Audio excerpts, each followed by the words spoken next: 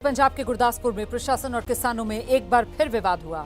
यहां के नांगलझोर गांव में खेतों में लगी धान की फसल को बर्बाद करने का एनएचएआई के अधिकारियों पर आरोप लगा है।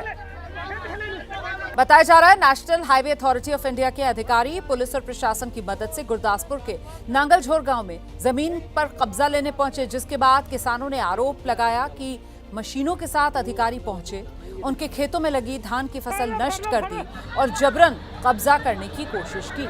इसका जब किसानों ने विरोध किया तो पुलिस ने उन पर लाठीचार्ज कर दिया। किसानों का आरोप है किसानों को सरकार की ओर से जमीन का पैसा नहीं दिया गया।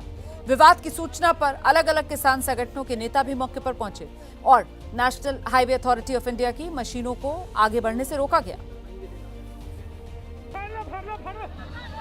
सानू लगदा वा भी जिहड़ी पंजाब सरकार है ते केंद्र सरकार है ये किसानां मजदूरां दे मसलिਆਂ मंगां दे उत्ते सुरद नहीं हैगी। जे गल कर लईए जिला प्रशासन दी गुरदासपुर दी, इस प्रशासन नाल कोई साडीਆਂ 20-22 मीटिंगां जिहड़ियां लग चुकीਆਂ ते हर मीटिंग दे विच जिहड़ी असीं दलील देने उस दलील दा कोई जवाब नहीं हैगा। इन्हां दे दिमाग दे विच इन्हां दे अंदर कोई भैड़िया ये गुरदासपुर दे विच नुकसान कराउणगे, खेतां दे विच बंदे मरनगे ते जिद्दण बंदे गुरदासपुर दे विच मरे उस दिन भगवंत मान दी भी जात खुलूगी।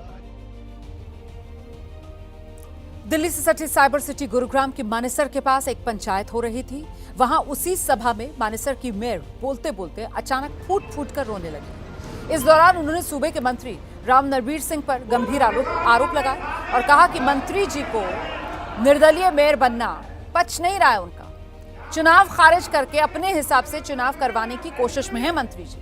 ये कहते कहते पंचायत में ही वो भावुक हो गई, रोने लगी। फिलहाल मेयर के आरोपों पर मंत्री राव नरबीर की कोई प्रतिक्रिया नहीं आई।